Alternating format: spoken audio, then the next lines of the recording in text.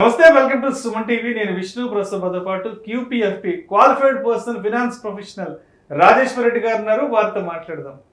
Sir నమస్తే. Sir Rajeshwara Reddy గారు. నమస్తే అండి. సార్ రాజేశ్వర రెడ్డి గారు, ఇప్పుడు ఏదైనా ఒక పెట్టుబడి పెట్టి ₹1 కోటి లేదంటే ఒక 2 కోట్ల రూపాయలు సంపాదించడం అనేది సాధ్యమయ్యే పని. ఆలోచించడానికి కూడా కొంత బాగానే ఉంటుంది.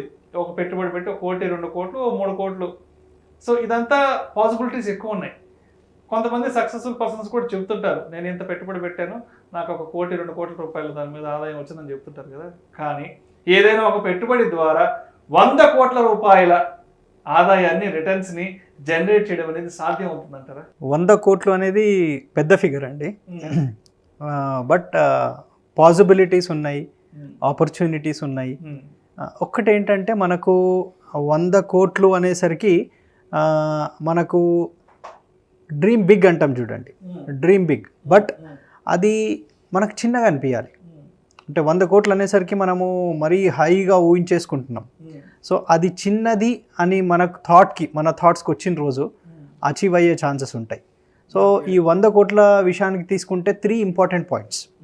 ఒకటి, మన ఇన్వెస్ట్మెంట్ స్ట్రాటజీ ఏంటి, అంటే ఎక్కడ ఇన్వెస్ట్ చేస్తున్నాం, అది ఎలాంటి రిటర్న్ ఇస్తుంది, ఎంత రిస్క్ ఉంది, ఇవన్నీ ఒక పాయింట్.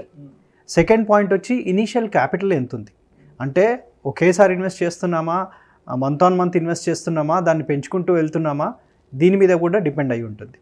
ఇంకొకటి లాంగ్ టర్మ్ అప్రోచ్. మన మైండ్ సెట్ చేంజ్ అయిపోవాలి, మన మైండ్ సెట్ లాంగ్ టర్మ్కి ట్యూన్ అయిపోవాలి. సో ఈ 3 ఇంపార్టెంట్ పాయింట్స్ అంటే, ఈ మూడింటిని జాగ్రత్తగా మేనేజ్ చేసుకుంటే, జాగ్రత్తగా ప్లాన్ చేసుకుంటే 100 crores కూడా జనరేట్ చేయొచ్చు. ఫర్ ఎగ్జాంపుల్, మనము ఎగ్జాక్ట్ క్యాలిక్యులేషన్స్లోకి వస్తే, సో నేను వ్యూవర్స్ కూడా రిక్వెస్ట్ చేసేది ఏంటంటే, మీరు ఒకసారి వీడియో పాజ్ చేయండి, పెన్ పేపర్ తీసుకోండి, నేను చెప్పే ఫిగర్స్ ఒక్కొక్కటి నోట్ చేస్తూ ఉండండి. యాజ్ వెల్ యాజ్ మీకు మీ అండర్స్టాండింగ్, ప్రాపర్ అండర్స్టాండింగ్ కోసము మేము స్క్రీన్ మీద కూడా ఈ పర్టికులర్ ఇన్ఫర్మేషన్ ఆర్ నంబర్స్ అన్నీ వేస్తాము. అది చూస్తూ మీరు క్యాల్కులేషన్ కూడా చేయొచ్చు. ఈ ఎక్సర్సైజ్ అంతా ఎందుకు అనంటే, మనము మన థింకింగ్, మనం ఎలా థింక్ చేస్తామో అలా అవుతాం. So many scientific reasons, that's proven. So మన థింకింగ్ ఈ ట్రాక్లో వెళ్ళాలి. సరే 100 కోట్లు కాకుంటే అట్లీస్ట్ 50 కోట్లు 20 కోట్లు అయినా చేయగలిగే కెపాసిటీ ఉంది అని మనము నమ్మితే 100% అది అవుతుంది. సో క్యాలిక్యులేషన్స్లోకి వస్తే అండి, say for example, first of all మనము ఆలోచించాల్సింది ఏంటంటే, ఇప్పుడు 100 కోట్లని అనుకుంటున్నాం. ఎందుకంటే ఇప్పుడు మన చిన్నప్పుడు ఏజ్లోకి వెళ్తే 20 years బ్యాక్, 30 years బ్యాక్ వెళ్ళినప్పుడు, ఆర్ మనం పుట్టినప్పుడు లక్షాధికారి అంటే చాలా, మన పాత తెలుగు మూవీస్లో లక్షాధికారి అంటే చాలా పెద్దది, అంటే ఒక జమీందార్ లాగా ట్రీట్ చేసేవారు లక్షాధికారి అంటే. తర్వాత ఏమైంది, కోటీశ్వరుడికి వచ్చేసింది. ఇవాళ అది కూడా కామన్ అయిపోయింది. సో అందుకని ఈ 100 కోట్ల కాన్సెప్ట్ అండి. నౌ అయితే ఇందులో మనం అబ్జర్వ్ చేయాల్సిన పాయింట్ ఏంటంటే, ఈరోజు 100 కోట్లు అనుకుంటే, ఒక 20 ఏళ్ళ తర్వాత మన దగ్గర 100 ఉంటే ఈరోజు వాల్యూ ఏంటి, ప్రజెంట్ వాల్యూ అంటాం మనం. అంటే 20 ఏళ్ళ తర్వాత ఏంటి, 30 ఏళ్ళ తర్వాత ఏంటి, 40 ఏళ్ళ తర్వాత ఏంటి, ఈ ఫిగర్ చూసుకుంటే మీకు స్క్రీన్ మీద కనిపించేది 20 ఏళ్ళ తర్వాత మన దగ్గర 100 కోట్లు ఉంటే ఈరోజు 31 కోట్లతో సమానం, 31 crores. ఎందుకంటే ఇన్ఫ్లేషన్ పాయింట్ని తీసుకుంటే 30 ఏళ్ళ తర్వాత మన దగ్గర 100 కోట్లు ఉందనుకోండి, అది 17.5 crores సమానం ఈరోజు. 40 ఏళ్ళ తర్వాత 100 కోట్లు ఉందనుకోండి, ఈరోజు 10 కోట్లతో సమానం. అంటే ఈరోజు 10 crores ఉన్న వాళ్ళు చాలామంది ఉన్నారు. అంటే ఒక 40 years తర్వాత 100 కోట్లు ఎంత ఉంటుందో ఈరోజు ఆ 10 crores అది. అంటే ఈ ఒక్క పాయింట్ మనకు వస్తే మన థాట్ ప్రాసెస్ కొంచెం చేంజ్ అవుతుంది. ఏమవుతుంది, అరే ఇది అచీవ్ చేయొచ్చు కదా అనిపిస్తుంది. సో ఇదొక పాయింట్. సెకండ్ పాయింట్, ఎగ్జాక్ట్ నెంబర్స్కి వస్తే కనుక, ఒకవేళ 20 years సినారియో తీసుకుంటే, ఒక 40 ఏజ్ అతను ఉన్నాడు, 60 ఏజ్ వరకు he wants to create 100 crore. అప్పుడు ఆయన మంత్ ఆన్ మంత్ నేను ఇన్వెస్ట్ చేయాలి అని అనుకుంటే 10 lakh SIP చేయాలి, 10 lakh per month ఇన్వెస్ట్ చేయాలి, సిస్టమాటిక్ ఇన్వెస్ట్మెంట్ ప్లాన్ చేయాలి. నెలకు 10 లక్షలు చేయాలి అంటే ఆయన శాలరీ ఎక్కువ ఉండాలి. ఓకే, లేదు ఎస్ఐపి లేదు, ఏదో బిజినెస్లో ఉన్నాడు, ఆయన దగ్గర ఏదో ప్రాపర్టీ కొని అమౌంట్ వచ్చింది, 10 crore ఉంది, 10 crore ఇన్వెస్ట్ చేస్తే అట్ ద రేట్ 12%, అంటే ఆ ప్రోడక్ట్లో 12% కనుక వస్తే మనకు 100 crores అవుతుంది. సో ఈ పాయింట్ కొంచెం డిఫికల్ట్గా అనిపిస్తుంది నేను చెప్పినప్పుడు. బట్ సెకండ్ పాయింట్కి వద్దాం. ఒకవేళ నా దగ్గర 10 లక్షలు లేవు, తక్కువ ఉన్నాయి, నేను స్టార్ట్ చేసుకుంటూ వెళ్ళాను, ఇదే 40 ఏళ్ళ పర్సన్ 5.5 lakh సిప్తో స్టార్ట్ చేస్తే దాన్ని 10% ఇయర్ ఆన్ ఇయర్ ఇంక్రీజ్ చేసుకుంటూ వెళ్తే 20 yearsలో 100 crores జనరేట్ చేయొచ్చు. 5.5 lakh సిప్ పర్ మంత్ ఉన్నారండి చేసేవాళ్ళు. ఎందుకంటే మా దగ్గర 8 lakhs 10 lakhs సిప్ చేసేవాళ్ళు కూడా ఉన్నారు, 2000 5000 సిప్ చేసేవాళ్ళు ఉన్నారు, 8 lakhs 10 lakhs సిప్ చేసేవాళ్ళు ఉన్నారు. సో ఆ సెట్ ఆఫ్ క్లయింట్స్కి ఇది వర్తిస్తుంది. ఎందుకంటే 40 ఏజ్ దాకా వచ్చేసి he will be in a good position, earning good. So వాళ్ళు క్రియేట్ చేసుకునే ఛాన్స్ ఉంది అని చెప్తున్నాను. Now we will come to a different age. ఒక 30 years టైం ఉంది అని అనుకుందాం. అంటే 30 years ఏజ్ అతను ప్రాబబ్లీ జాబ్ స్టార్ట్ అయ్యి ఒక 6-7 years, 2 పిల్లలు. So he can also create. ఆయన విషయానికి వస్తే 2,83,000 సిప్ చేయాలి ఎవ్రీ మంత్, 2,83,000 చేయాలి. ఆయనకేంటి ఆర్ లంసమ్ విషయానికి వస్తే 3.33 crore, అంటే 30 years కాబట్టి. ఇంతకుముందు కేసులో 20 years ఉంది ఇన్వెస్ట్మెంట్ పీరియడ్, ఇక్కడ వచ్చేసరికి 30 years అయింది. 30 ఏళ్ల పర్సన్ 30 ఏళ్ల తర్వాత ఏంటనేది మనం ఇవన్నీ 60 ఏజ్లో 100 crore క్రియేట్ చేద్దామనే థాట్ ప్రాసెస్లో ఈ క్యాలిక్యులేషన్, రిటైర్మెంట్ అప్పటికి అమౌంట్స్ అన్ని కూడా. యా. సో ఇక్కడ వచ్చేసరికి సరే 2.83 lakh అంత ఇన్కమ్ లేదు అని అనుకుంటే he can start with 1.25 lakh. 1.25 lakhతో స్టార్ట్ చేసి ఎవ్రీ ఇయర్ 10% ఇంక్రీజ్ చేసుకుంటూ వెళ్ళొచ్చు. పాసిబిలిటీ ఉంది ఇక్కడ. ఎందుకంటే ఈరోజు శాలరీస్ 2 నుంచి 3 లక్షల వరకు కూడా ఈజీగా ఉన్నాయి. ఉన్నవాళ్ళు దే కెన్ స్టార్ట్. సో మనకి ఇంతకుముందు ఫస్ట్ స్టెప్ కంటే సెకండ్ స్టెప్ కొంచెం ఈజీ అనిపించింది. అంటే 30 years వాళ్ళు 100 crore క్రియేట్ చేసే ఛాన్స్ ఉంది. Now let us come to 40 years.